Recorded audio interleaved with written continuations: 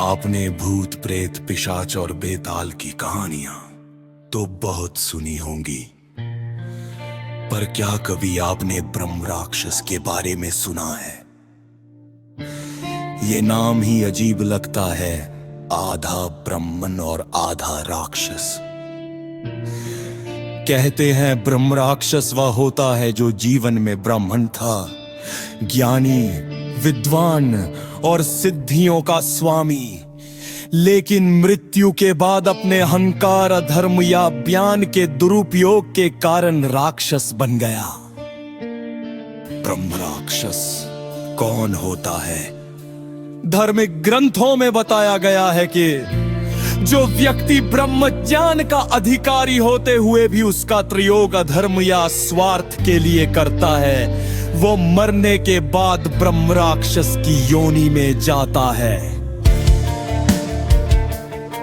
इसका अर्थ ये है कि ब्रह्म राक्षस कोई साधारण आत्मा नहीं, बल्कि एक ऐसी शक्तिशाली आत्मा होती है जिसे वेद शास्त्रों, मंत्रों और तंत्रों का गहरा ज्ञान होता है। वो आधे देव और आधे दैत्य के समान होती है, ज्ञानवान भी और भयंकर भी।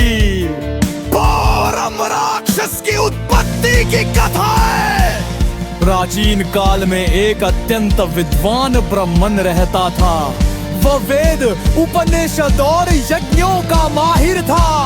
धीरे धीरे उसमें अहंकार आ गया। वो सोचने लगा कि संसार में उससे बड़ा कोई ज्ञानी नहीं। एक दिन उसने अपने गुरु और देवताओं का अपमान कर दिया। कहते हैं कि उस समय एक ऋषि ने उसे शाप दिया, हे मूर्ख, तूने अपने ज्ञान का दुरुपयोग किया है, इसलिए तू मरने के बाद ब्रह्म राक्षस बन जाएगा। शाप सत्य हुआ और मरने के बाद वह ब्रह्म राक्षस बनकर पृथ्वी पर भटकने लगा।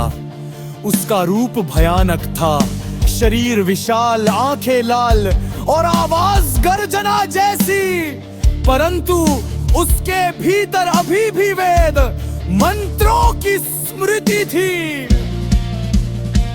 ब्रह्म राक्षस का वास और स्वरूप। किंवदंती है कि ब्रह्म राक्षस अक्सर पीपल के पेड़ में निवास करता है, विशेष रूप से उस पेड़ में जो ऊपर से सूखा और नीचे से हरा हो। कुछ ब्रह्म राक्षस हिंसक और पापी होते हैं, जो मनुष्यों को डराते या खा जाते हैं, लेकिन कुछ ब्रह्म राक्षस पवित्र और अनुशासित भी होते हैं, जिनके आसपास लहसुन, प्याज या मांसाहार नहीं लाया जा सकता। वे स्थिर रहते हैं, ध्यानमग्न और केवल सच्चे भक्तों के आगे झुकते हैं। तेर ब्रह्म राक्षस की मुक्ति। पुराणों में एक प्रसंग आता है। एक ऋषि वन में गीता के श्लोकों का उच्चारण कर रहे थे। पास के वृक्ष पर एक ब्रह्म राक्षस बैठा था। वो आधे श्लोक ही सुन पाया, लेकिन भगवत गीता के नाम मात्र से ही उसका पाप धुल गया और उसे मुक्ति मिल गई। कहा जाता है कि ब्रह्म राक्षस को केवल भगवान विष्णु, भगवान शिव या हनुमान जी के सच्चे भक्त ही नियंत्रित कर सकते हैं। साधारण मनुष्य, तांत्रिक या पंडित भी उनके सामने टिक नहीं पाते। केवल बजरंग बली का स्मरण मात्र उन्हें शांत कर देता है। ये ब्रह्म राक्षस के मंदिर। पुरामत में ब्रह्म राक्षस की पूजा भी की जाती है। महाराष्ट्र, कर्नाटक और केरल के कुछ स्थानों पर उनके मंदिर हैं। सबसे प्रसिद्ध केरल के कोट्टायम में स्थित ब्रह्म राक्षस मंदिर है, जहां लोग किसी निर्माण कार्य या नई शुरुआत से पहले उनकी पूजा करके अनुमुक्ति लेते हैं। बड़ी आध्यात्मिक रहस्य। ब्रह्म राक्षस की कथा हमें यह सिखाती है कि ज्ञान तभी पवित्र होता है जब उसमें विनम्रता और सेवा हो। अगर ज्ञान के साथ अहंकार जुड़ जाए तो वही ज्ञान शाप बन जाता है। ज्ञान का दुरुपयोग ही पतन का कारण है।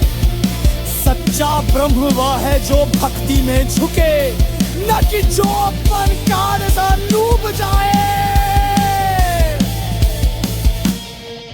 ब्रह्म राक्षस की कहानियां केवल डर या रहस्य नहीं, बल्कि ये हमें याद दिलाती है कि हर शक्ति, हर काय और हर सिद्धि का सही उपयोग ही को ऊंचाई पे जाए।